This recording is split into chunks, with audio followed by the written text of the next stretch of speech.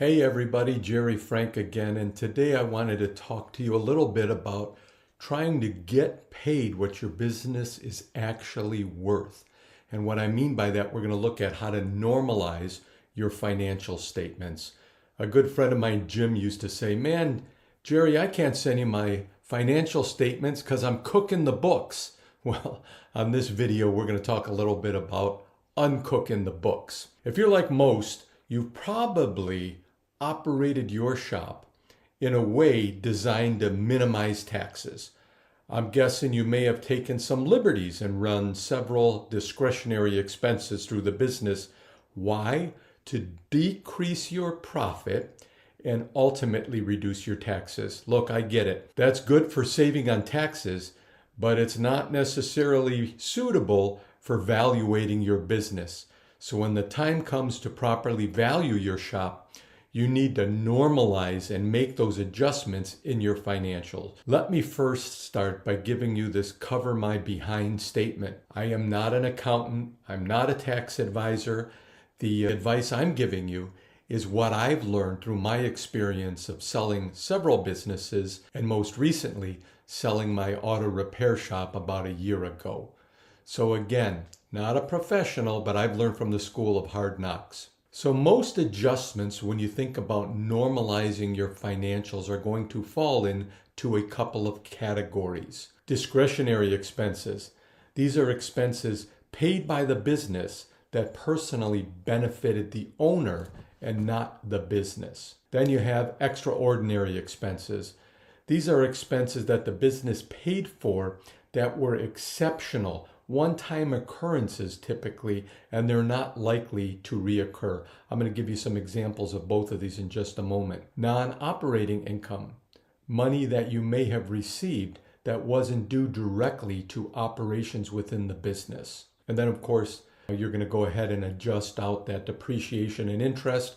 That's pretty straightforward. Check with your accountant on that item. So first of all, I got to issue you a warning. If you are over aggressive or inaccurate with this exercise, if the buyer catches you in a lie, and I mean a little lie in just one thing, the buyer will likely question your credibility in everything you say and do moving forward. This is not the time to stretch the truth. All right, so let's talk about some examples of discretionary expenses. If you have any personal use of vehicles, in other words, if you're running the car payments for your car through your business, along with the gas or any of the repairs, you want to be able to remove that from this exercise because again, that is not going to be an expense or shouldn't be an expense the new owner will incur. Insurance costs related to your personal needs. So I'm talking about you personally.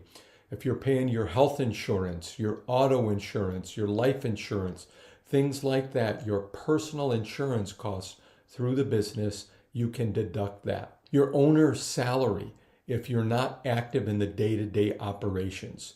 Now listen, if you're writing service or you're the main technician, you have to keep that payroll on the books. But like in my example, I just had a management fee.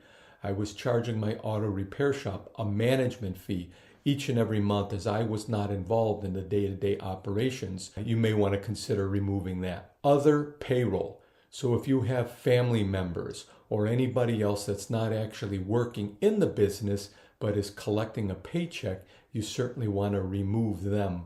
And then I'm talking about retirement and your 401 contributions for you and your family members. Not for the whole shop, just for you. Rent adjustments. If you own the property, you may be paying yourself more rent than what is fair and what is market value in your area.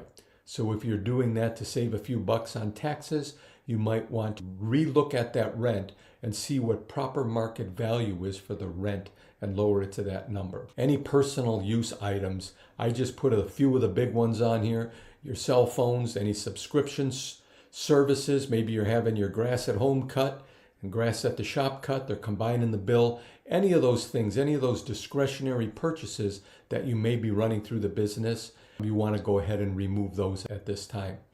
And then, of course, maybe entertainment, meals, travel. Maybe you took a cruise with one of the local parts stores or went on a vacation and you tried to write it off through the business. Again, if you can document it that yes, it was for personal use, you want to go ahead and remove that from this exercise. Then there's extraordinary expenses. So these are typically a one-time occurrence, something that's unlikely to reoccur. Things like maybe some new equipment. Maybe last year you bought a new alignment machine or a new YFAC machine, something that's not likely to reoccur. You may want to remove those from this list as well.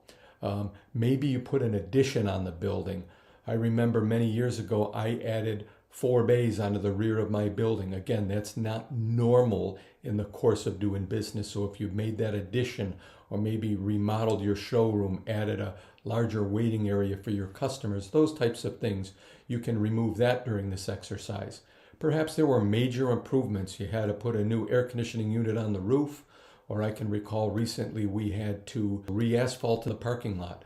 Again, that's not a normal occurrence. It's a once in a blue moon occurrence, so you can remove that. Any one-time expenses. What came to mind, I can remember the bridge was closed in front of our shop and it stopped traffic from coming to and from our shop. That year we had to spend an additional 10% in marketing to keep our car count up. So again, that was something that was extraordinary and not part of my normal cost of doing business. You may want to consider removing that. And then of course, lastly, I've got non-operating income. So maybe you've received a large settlement from a lawyer or something like that. How about this one, COVID cash? Any of that free government handout that you received a few years back, you want to remove that. That's really not income that came from the business. So you want to make sure you remove that additional income from your financial statements. Okay, now a couple of things. I want to re-emphasize this here. It's not the wild, wild west. Your adjustments must be accurate, truthful, and you should be able to back it up and justify it if any questions arise. And I would say really in this exercise, less is often better. My suggestion would be to limit the number of adjustments. In other words, don't nickel and dime things. Look, this isn't the wild, wild west here. If there's a one-time purchase and it's say under a couple $100, I'm going to probably let that slide. I think the more adjustments you're making to this financial statement, the more red flags it could potentially raise. So often less is better. So to get started, assuming you're running QuickBooks, you can simply export, say, last year's financial statement to Excel. Instead of printing it, you're going to choose the option like the screenshot shows you right there, export it to Excel. Now you want the detailed report. Yes, it's going to be a lot of pages. You're probably that P&L is going to go from 1 or 2 pages to 30 pages, but it's going to show you all of the detail. And if you export it to Excel, you could add another column and you can go ahead and start noting those exceptions. Hey, I hope you enjoyed this video. If you would be so kind, just hit the like button. And if you have any comments or questions, or maybe a topic you'd like me to cover in the future, feel free to email me at jerry@maverickshopowners.com. That's all for today. Have a great day, everybody. Take care now.